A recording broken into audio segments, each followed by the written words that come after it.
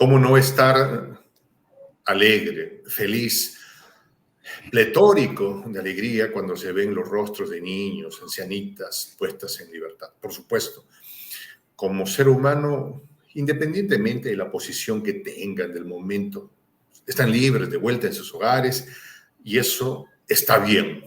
Quienes hayan tenido que hacer aquí o allá alguna mayor o menor cosa, está bien. Y me refiero con esto al retorno de los ciudadanos de Israel que después del 7 de octubre regresan a sus familias, a sus hogares, donde hay que estar, ¿no? Sobre todo cuando se es muy viejecito o cuando se es niño. Ahora, la pregunta es, esas mismas escenas y probablemente mucho más dramáticas se han repetido al otro lado. Niños extraídos brutalmente de sus familias, de sus hogares palestinos, para ser confinados en las mazmorras del régimen sionista de Netanyahu, por haberle respondido a un colono que venía a quitarle las casas a su familia, a su vecino, y que luego han regresado y han contado historias terriblemente ya inhumanas, ¿no? De cómo se están ahora mismo vulnerando. No quiero profundizar en los detalles porque quiero ser respetuoso del espacio en el que estamos, cómo se están vulnerando ahora mismo los derechos mínimos, los derechos humanos mínimos de las personas que se están quedando en estas mazmorras llamadas prisiones. O las circunstancias bárbaras en las que han vivido. Hay un doble rasero ahí. De hecho, periodistas de la BBC escribieron una carta pública. Periodistas de la BBC enviados o residentes en Gaza hicieron pública una carta que no se le enviaron a su jefe porque no querían saber a quién firmaba, pero le hicieron pública diciendo, oiga, hay un doble rasero. Nosotros enviamos informes y nos dicen, no, usted siga lo que está pasando de un lado. No me importa, o si usted manda, y al final lo otro no se publica. Ariel Umpierres, historiador, analista geopolítico, gran amigo de esta casa, de esta red, de toda la patria grande, está con nosotros. Ariel, bienvenido. Gracias por estar con nosotros. Impresiones de esto, de lo que estamos siendo testigos. ¿Qué tal, Jota? Sí, un placer estar contigo siempre, claro que sí. Y con tus seguidores y con esta inmensa comunidad de toda la región. Bueno, mucho más que agregar a lo que tú acabas de decir en cuanto a la sensación, no se puede, porque realmente estamos presenciando una situación que por un lado nos alegra, la liberación de personas, cualquiera sea su nacionalidad o credo religioso, lo que esté, porque el sufrimiento humano siempre es penoso y es repudiable. Lo que queda claro, sí, es hasta en las mismas filmaciones que vemos a través de los medios de prensa y demás, la diferencia. Hemos visto en el caso de una de las primeras liberadas, aquellas dos señoras, ¿te acuerdas? Hace ya como una semana más o menos, israelíes, judías, que fueron liberadas por Hamás por iniciativa propia, señoras ya muy mayores, que una de ellas, bajándose del carro, se regresa para atrás y lo saluda a su cautivo. Y vemos por otro lado, como tú decías, o bueno, otras mismas, ayer una madre y su hija, una argentina que escribió una carta a su cautivo, diciéndole a una de las personas que había sido cautivas de ella y su hija, diciéndole que esperaba que todo esto pasara, le agradecía que hubiera sido tan amable con su hija y con ella y todo ese grupo de asesinos, perdón, gente muy mala. Gente muy mala, agradeciéndole que hayan sido, con todo, dentro de las circunstancias, humanos, por lo menos. Y del otro lado nos encontramos con jóvenes, con mujeres mutiladas, en fin, con todo esto que no queremos abundar porque tiene una parte muy macabra, que dicen lo que han vivido. Entonces, pero mira tú qué sutil. Y aquí quiero entrar en un detalle que los medios de prensa lo tratan muy a la ligera y que uno lo reproduce casi que sin darse cuenta. De un lado, los que liberan los palestinos, a quienes liberan palestinos, son rehenes. Y los que liberan los israelíes son presos. Esto supone sutilmente y subliminalmente que son categorías diferentes. El rehén es aquel que está en manos de unos salvajes, para decirlo de alguna manera, o inhumanos, como los categorizó Netanyahu. En cambio, los presos se supone que, bueno, están cautivos desde ya, pero se supone que pasaron por algún proceso legal, algún proceso judicial, que han cometido un delito. Y que son gente mala, por eso están presos. Y claro, pero están presos. Es decir, están en manos de buenas personas, como cualquier preso, digamos, en cualquier país del mundo que cometió un delito grave y por eso, al cabo de un proceso judicial, legal, que fue capturado en condiciones normales, de búsqueda además, y que después de eso ha pasado un proceso legal y que por tanto son presos. Unos son rehenes en manos de salvajes y otros son presos en manos de civilizados. Esto es lo que subliminalmente te quieren decir. Lo que pasa es que de los presos 8.000 que hay más o menos palestinos en Israel, lo que no se dice es que más de la mitad no tienen juicio, están allí desde meses, años, sin juicio. Están a disposición de la justicia, no están acusados de nada. Gran parte de ellos, además, voy a ser siempre al revés, que hayan cometido delitos de sangre son una extrema minoría, extrema. Se cuentan con no más de 50 de los 8.000. El resto son generalmente jóvenes, muchos de ellos niños, cuyo delito ha sido tirarle piedras a los colonos, que como tú decías, venían a robar sus casas, venían armados con fusiles y ametralladoras y con una banda de militares sionistas detrás, porque nunca van solos, siempre van en banda, atacan en banda estos sionistas, estos colonos y estos ejércitos, siempre van en banda. Entonces, estos jóvenes les tiran piedras.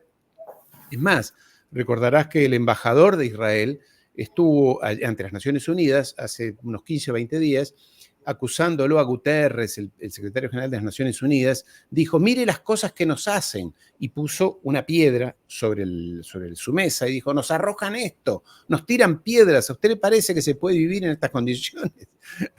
Lo que se olvida de decir es que ellos matan, y no quiero entrar en cuestiones gráficas porque sería demasiado, matan más o menos antes de la guerra, antes de esta guerra, a razón de 2 palestinos por día, matan. Los colonos, por ejemplo, un colono, todo esto está en YouTube y se puede ver y se puede buscar y sorprenderse. Un colono mató, es decir, no es un militar, es un civil que con un arma mató a un joven allí en Palestina, hace de esto 2 meses atrás, porque no quería que le robaran su tierra y le tiró piedra. Y como les tiró piedra, lo mató con un fusil. Bueno, este señor, este joven, este colono, después cuando fue llevado a juicio, efectivamente, estuvo 1 mes preso y se reía, se reía en el juicio, como si hubiera hecho, no sé, como si hubiera visto un espectáculo cómico. Entonces, lo que no te dicen es que, como decía, es que hayan cometido delitos de sangre palestinos son una extrema minoría. La mayoría son adolescentes que su delito mayor ha sido tirarles piedras, insultarlos, escupirlos, cosas que ellos no solamente hacen, sino que hacen cosas más graves, me refiero a los israelíes. Pero mira tú, y te voy a dar un dato que yo no sé por qué no se ha hecho, no se insiste sobre él, es tanta la crueldad de esta gente, de este régimen sionista, es tanta la crueldad, que tienen, y voy a ser lo menos gráfico posible, pero es impactante, muy impactante este dato. Ellos son tan crueles que tienen en las cámaras frigoríficas de las morgues de las prisiones, tienen 132 cadáveres de palestinos. ¿Qué pasa? Son palestinos que habían sido condenados a penas muy graves porque aparentemente habían sí cometido actos de sangre, puesto bombas o acuchillado o baleado a algún israelí. Después veremos si era razonable o no, pero digamos, quedaron presos. y habiendo sido condenados a 20, 30, 40 años de cárcel por ese delito, durante su detención murieron. Pero ¿sabes qué hacen estos? ¿Cómo decirlo? Trate de decirlo con... No, sí, las personas ya entienden, pero digamos, es un nivel de crueldad especial. Dijeron, se murieron, pero no les entregamos los cuerpos a sus familiares. Si nos van a ser utilizados. No, hasta que no cumplan toda la pena. Aún muertos tienen que cumplir toda la pena. Si está condenado a 30 años de prisión y se murió a los 15 años el cuerpo permanece, por eso hay 132 cuerpos en las morgues de las prisiones israelíes. Son personas, hay creo que un cuerpo que hace más de 40 años que está allí, porque fue uno de los primeros aquellos atentados graves que se cometieron. Eso implica... ¿Eso está documentado en alguna parte? Mira, yo lo he leído con documentos, sí, como todo. Eso y es un culto a la maldad, pero extrema, con un grado de perfidia que habla que la sinapsis neuronal de alguien está en un extremo estado de desorden cognitivo. O mucho orden mesiánico, veterotestamentario, no sé, gente que se siente, bueno, son el pueblo elegido. Lo que pasa es que tú y yo, querido Jota, somos personas normales, pero ellos son el pueblo elegido por Dios. Entonces, el pueblo elegido por Dios puede y debe ser racista, porque cuando tú eres el elegido, estás, según la Biblia, estás por encima del resto de los pueblos del mundo, estás por encima de todos los seres vivos, y todos los seres vivos están disponibles para que tú los esclavices. No estoy repitiendo nada que no esté en la Biblia, estoy diciendo lo que la Biblia les dijo, Yahvé les dijo. Disculpa que siempre insista con esto, pero yo entiendo porque todos estos análisis que se están repitiendo desde el 7 de octubre, en realidad, son, a mi juicio, análisis ciertos, interesantes, hechos por muchos colegas, pero limitados. Cuando tú analizas el fenómeno israelí desde una óptica económica, geopolítica, política, cultural y demás, es limitado. Si no entienden, si uno no pone sobre la mesa el análisis religioso, mesiánico, escatológico por fin del mundo, ¿no? El fin de la historia, se queda corto, porque esta gente piensa de manera diferente, está en otro nivel, funciona en otra sintonía, porque cuando te dicen los únicos dos argumentos para la existencia de ese estado artificial, le encontré la palabra, yo no la encontraba, la encontré. Israel es un estado artificial, hecho por personas que no tienen nada que ver entre sí y sustentado por una potencia extranjera, que es los Estados Unidos. Un estado, una cosa artificial, absolutamente artificial.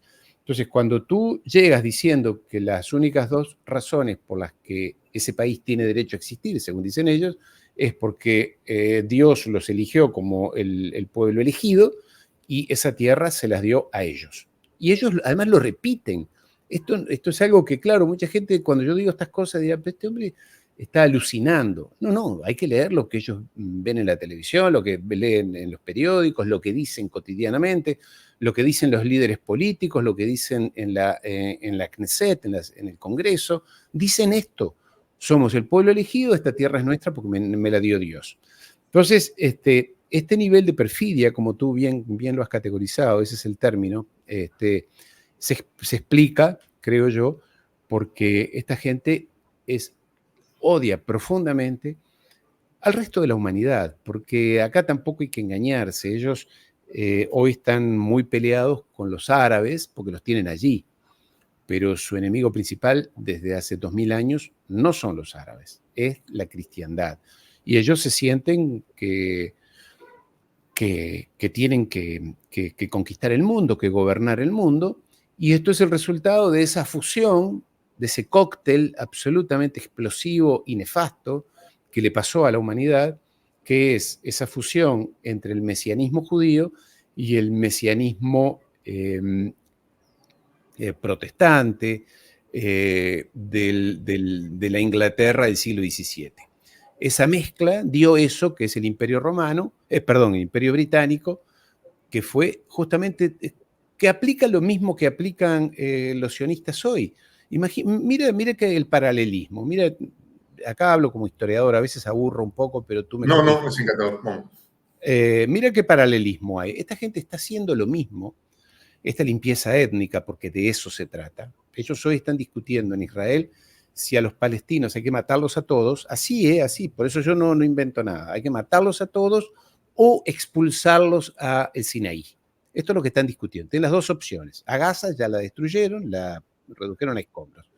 Pero ellos odian al resto de la humanidad porque creen que tienen que ser sus esclavos. Es más, discuten, si quieres un día lo ponemos para que veas, yo lo pongo en mi canal de YouTube, las he puesto las filmaciones donde ellos dicen, nos corresponden más o menos 800 esclavos a cada uno.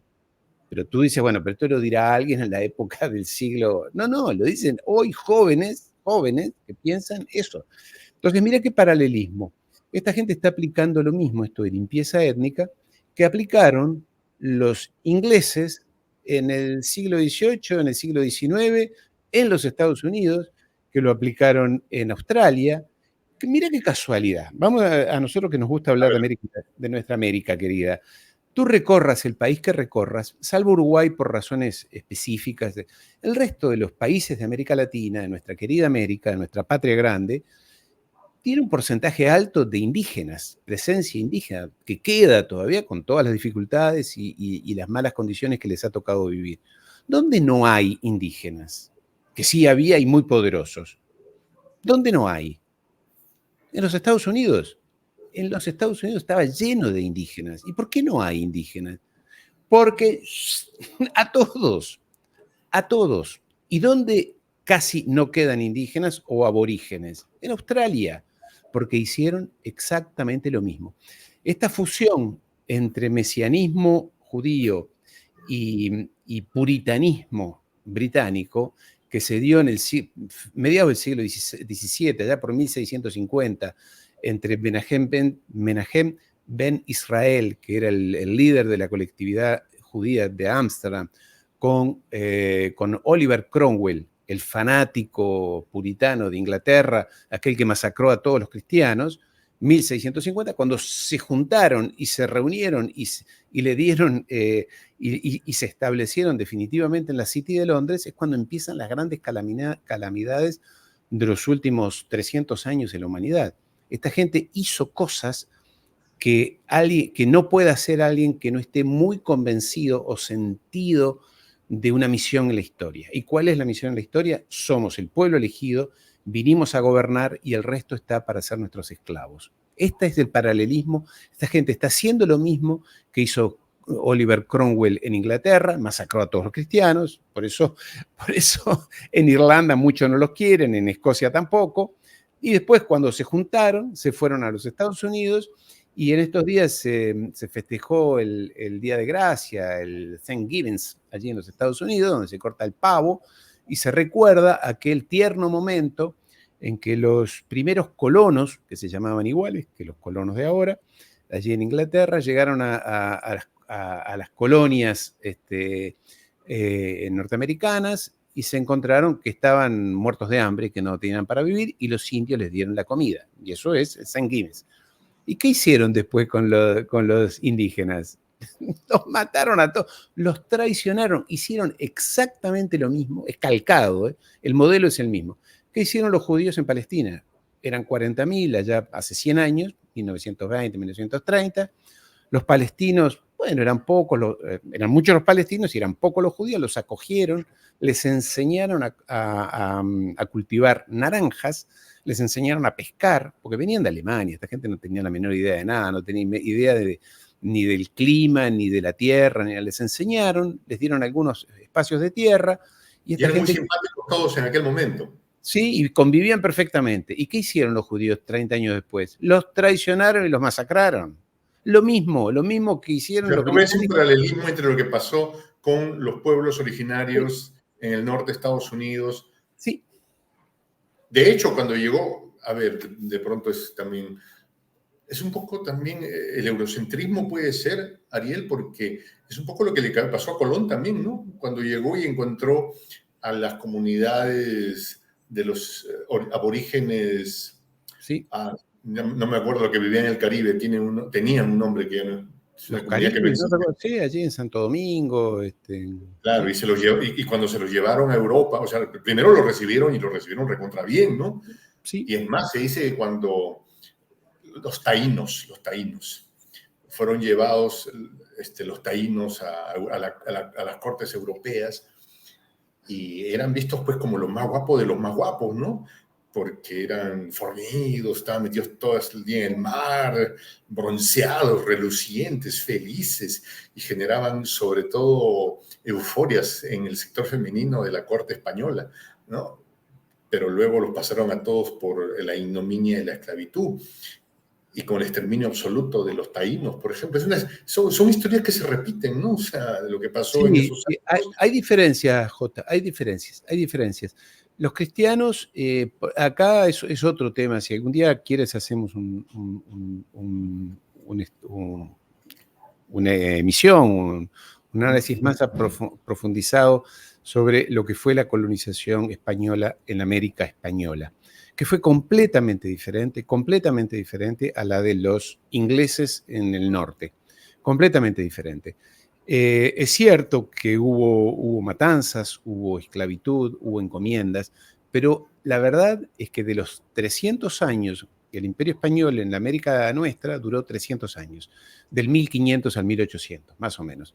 Esto se produjo al inicio, pero al inicio. Inmediatamente después, los reyes españoles, la reina sobre todo Isabel, la católica, dictaminó reglas específicas de tratamiento de los aborígenes latinoamericanos. Por eso es que están vivos. Hubieron guerras, hubo masacres, era otra época, la vida humana no valía nada, etcétera. Pero tú vas a México, vas a Perú, a toda América Latina. Uruguay es diferente, Argentina un poquito diferente también. Pero tú recorres el resto de la América nuestra y hay una fuerte presencia que después muy segregado, pero la segregación vino en la época de las independencias. Por eso la mayoría de los indígenas nuestros estaban del lado de la corona, no de los comerciantes de Buenos Aires, de Caracas, de Guayaquil y demás, porque eran ellos. Vamos a tener material para una amplia conversación y exponer nuestros puntos de vista contrarios al respecto. Totalmente. Yo lo sé. Pero bueno. Pero de eso se trata, de ser amigos y de pensar comúnmente en algunas cosas y de poder discrepar saludablemente, sobre todo pensar en grupo, ¿no? Pensar en colectivo. Pero quiero decir esto, la colonización británica fue de exterminio, fue absolutamente de exterminio. El único indio bueno es el indio muerto. Por eso vas a los Estados Unidos, no hay indios. No hay indios. Y era donde más indios había, más tribus o grupos humanos había, y no quedó ninguno. En Australia tampoco. Bueno, esta gente está haciendo lo mismo.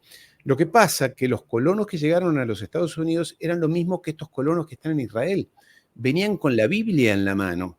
Bueno, las brujas de Salem, en fin, todo eso, que hay una parte de mito de todo eso, pero que no fue así con nuestros colonizadores. Lo podemos debatir, me gustaría cambiar ideas.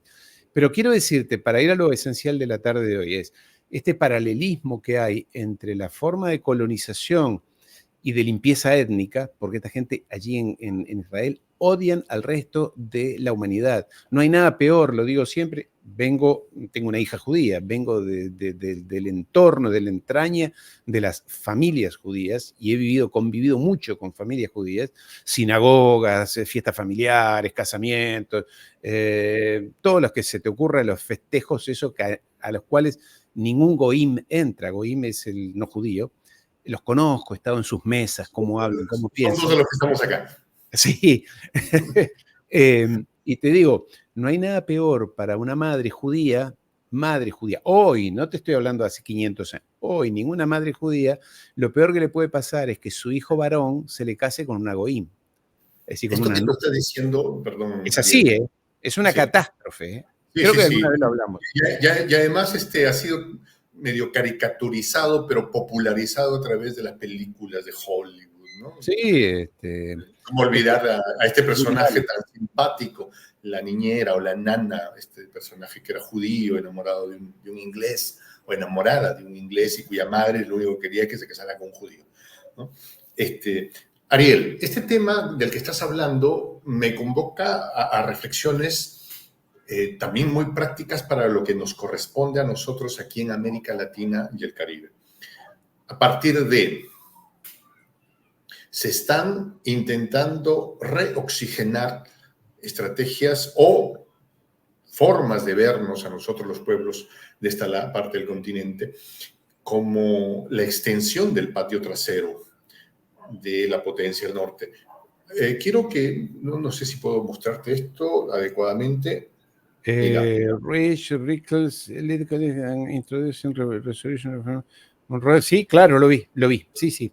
Sí, sí. Mira, y quiero un poco hacer la introducción del tema para ver cómo lo que tú dices está, no solo que es parte de un discurso, sino que se están instaurando políticas de Estado a partir de esto.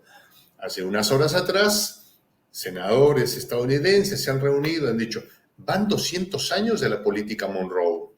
Y esa política Monroe ha sido el seguro para que nosotros seamos quienes nosotros somos lo que somos, para asegurarle el buen destino a esos pobres incivilizados que viven al sur de nosotros, y tenemos que seguir practicando esta doctrina que ha traído tantas cosas buenas para nosotros. Ahí está el documento, no lo estoy inventando, mis queridos amigos, este es un documento publicado. Sí. 1823-2023, exactamente. No sé se ve perfecto. Sí, se ve perfecto. Se ve perfecto, ¿no? Entonces, ahí están haciendo una declaración en la que dicen que hay una resolución porque a los 200 años de lo que se conoce como la doctrina Monroe, hay que volver a revitalizarlo. O sea, lo que pasó con los nativoamericanos allá en Estados Unidos, con lo que pasó con nuestros amigos colonos, con los señores, palestinos, que fueron los que recibieron también a los colonos, nos podría pasar a nosotros, en nuestras propias tierras. Ariel, tú el otro día hablabas de cómo aparecen en territorios de Latinoamérica y el Caribe unos señores con unas mochilas, todos ellos efectivos militares de las Fuerzas Armadas de Israel, a llevar a cabo esta labor de Mochileros Sin Frontera, que tú creías que era un término que yo me había inventado. No, es una ONG inventada, creada y financiada. Y lo chequeé y lo miré, y tienes razón, existen y son ex militares israelíes, ¿sí? Tienes razón. Y vienen financiados, ¿no? O sea, vienen acá y supuestamente a hacer turismo, ¿no? Vienen con la mochilita y todos son ex militares. ¿Sí? Y a ver cuántas cataratas hay, si hay una caída de agua, si no la hay, cuántos watts de energía puede generar, y esta agua a dónde se va, qué comunidades las piden, quiénes no, a ver cómo se pueden utilizar estos recursos. La doctrina Monroe está siendo elevada a casi mandato supremo, ahí está el documento, por legisladores, senadores estadounidenses, y lo que está pasando en Israel, en Palestina, a manos de Israel, lo que pasó con los nativos del norte de América. O sea, bien podría pasarnos ahora, Ariel. Claro, claro. Y mira tú, te voy a traer a la realidad puntual. Javier Milei, nuevo presidente de Argentina, ¿a dónde ha ido en su primera salida, en su primer viaje fuera de Argentina? Ahora que todavía no ha asumido. Se fue de forma privada, no es presidente todavía, asume dentro de 10 días, se ha ido a Nueva York a encontrarse con los líderes de la colectividad Lubavitch de judíos de Brooklyn, que son los judíos más conservadores, más racistas, más sionistas de todo el mundo. Son esos fanáticos, esos son. Allí fue, porque él dijo que se va a convertir al judaísmo, que él reconoce en el judaísmo y en la lectura de la Torá y demás. Igual, yo lo he escuchado, es de una enorme ignorancia. Digamos, no es un... Él va por la parte espiritual y demás y cree que va con eso, porque de todo eso es todo cuentito. Unos ladridos extracorpóreos de un perro le dan los dictados de cómo es. Exactamente. Entonces, y mira qué casualidad, se fue en un avión privado en el que iban 6 o 7 personas, pero yo no sé si fue rentado o era personal de Gerardo Wertheim. Gerardo Wertheim es el líder de una de las familias judías más poderosas de Argentina, dueño, ahora ya no lo es más, de Telecom Argentina, del grupo bancario más importante del país, es dueño de una de las compañías de seguros más importantes del país, presidente del Comité Olímpico Argentino.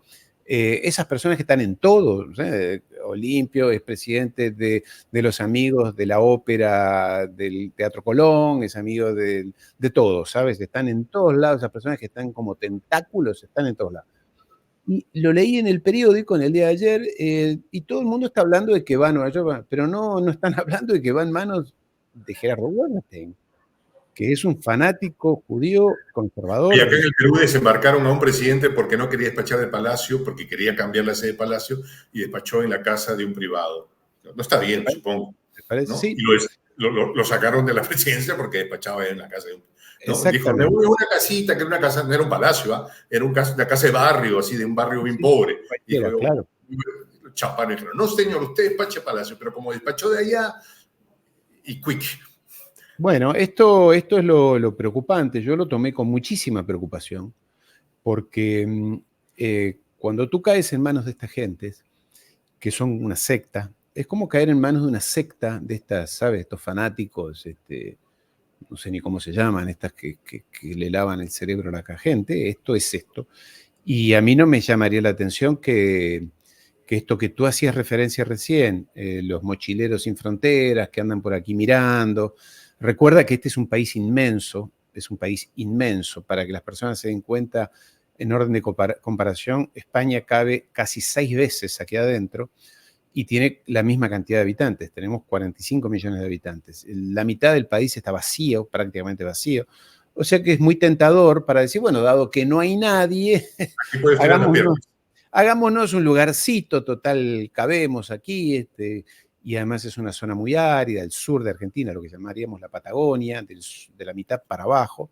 Es un país que de punta a punta tiene 5.000 kilómetros de línea recta, de norte a sur, con 45 millones de habitantes. Entonces, a mí me preocupa mucho estratégica y geopolíticamente que esta gente... ¿Te imaginas la Amazonía que está en Perú, en Brasil? O sea, hay cientos de miles de hectáreas en las que no hay un solo ser humano. Claro, pero es difícil vivir allí porque es intensa la selva, ¿no? Yo no he estado nunca en Perú, he estado en Colombia, en Brasil sí, pero acá es muy generoso, hay espacio, no se puede, alguien se puede instalar fácil. Sí, pero alguien que viene con una perforadora y con un buen tractor y va a sacar lo que sea, donde sea, te digo. Ya está. Y abajo está lleno de petróleo y de gas. La mitad de la Argentina es la cuarta reserva mundial de petróleo y gas. Entonces, hay mucha riqueza. Hay agua, tiene el acuífero Guaraní, el acuífero de agua potable, de agua dulce, creo que es el segundo más importante del mundo. Está ahí, aquí abajo. Entonces, tiene muchos recursos, pero sobre todo el espacio, porque estos te ocupan el espacio, como hicieron en Palestina, y primero son 20, después son 200, después son 5.000, y cuando quieres acordar, ellos dictan la política, como están haciendo con Israel, siempre en lugar de víctima, porque si los atacas o los criticas, antisemita, nosotros y el holocausto y todo. Esto que me estás contando me hace recordar una historia que le conté a un señor evangélico que venía del sur de los Estados Unidos. ¿Sí? Venía de tener una casa con campo de golf o en medio del campo de golf. Me parece un tipo que le iba muy bien, ¿no? Entonces le conté esta historia. Se molestó un poquito al final de la historia, pero ya han pasado tanto tiempo, pero voy a tratar de narrártela más o menos como fue la que le conté la historia. No era la historia de un reino, en la que había un rey, porque en todo reino hay un rey. Entonces llegaron unos evangélicos, unos hermanos protestantes, a traer la fe de Dios, lo bueno de la cristiandad, a partir de los evangelios y de los evangélicos, ¿no? Y él los recibió con las manos abiertas, los brazos, y les dio un cobijo y les construyó una iglesia, ¿no? Y entonces estos llegaron y se sintieron muy bien, y entonces ya no fueron 5, sino 10, y luego 20, y luego 100, y luego cuando llegaron varios miles comenzaron a organizarse y tuvieron su propio partido político y tuvieron sus propias estructuras. Y un día dijeron, se acercaron donde el rey y dijeron, ¿sabes qué? Ya no eres más nuestro rey, te vamos a deponer, nosotros vamos a gobernar esta vaina, pero ya no queremos ser parte de este pequeño paísito, queremos ser parte de una potencia más grande de donde vinimos. Ese país se llama Hawái. Es Ajá, historia claro. real. Es así. Tú tienes razón. Sí, sí. El hermano evangélico al que le conté esta historia no le gustó mucho, se molestó, pero es literal, o sea, es lo que pasó. Bueno, es la misma historia de los Estados Unidos, ¿no? Por eso es que digo, tú recorres los Estados Unidos y en algunos sitios quedan allí en reservas, en reservaciones, quedan algunos indígenas, pero el resto, bueno, hay que ver las películas del lejano oeste. ¿De qué se tratan? De masacre de indios.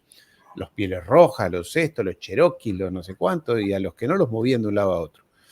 En América Latina también, pero allí están, vas a México, la mitad de la población, en Guatemala, América Central, el altísimo el porcentaje, no sé en el caso del Perú, pero es altísimo el porcentaje de indígenas que todavía quedan, que forman parte de Bueno, la yo sociedad. tengo la mucha buena suerte, después de esos análisis de ADN que te hacen, de que dicen que mis ancestros estuvieron en Ecuador. O sea, yo soy 75% al 80% de gente que vino del Ecuador, de Perú, de Bolivia, de Chile, ¿no? O sea, Qué bueno. de ahí por arriba tengo de africano, chino, chino tengo, musulmán, ¿no? Pero 1%, ¿no? Pero mi 75% está ahí, ¿no? Yo no lo he hecho nunca, pero yo tengo pinta de judío, así que debo ser de África del Norte, por allí, algún sefaradí. Así es, mi querido Jota, el tema de los liberados, de los rehenes. De los rehenes liberados, que hay una doble Sí. mirada sobre el tema. Ariel, muchas gracias por habernos acompañado. Un placer, querido Jota. De hoy. Y queda pendiente una conversación intensa entre Ariel y el Jota sobre sus posiciones, una de nuestras posiciones respecto a los procesos culturales en América Latina y el Caribe, espacio para el que en algún momento nos sentaremos a hablar. Ariel, muchas gracias. Un placer. Mi nombre es Juan José del Castillo, el Jota, gracias por acompañarnos. Me despido con esta expresión en el quechua milenario, en el quechua de los incas, Tupananchis Kama, cuya traducción al español es hasta que nos volvamos a encontrar.